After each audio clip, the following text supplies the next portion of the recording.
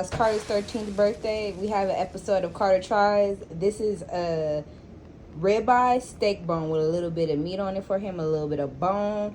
If you're going to give your dogs a bone, y'all, make sure it's not cooked because it will cause splintering, and then you don't want them to ingest that because then it'll, like, cut their intestines up. So let's see what him does.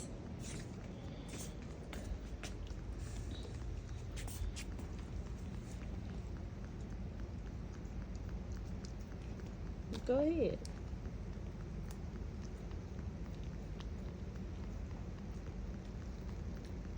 Yeah, we'll come back to see if he starts like biting or something. Right now he just giving it a taste. Oh, hold on.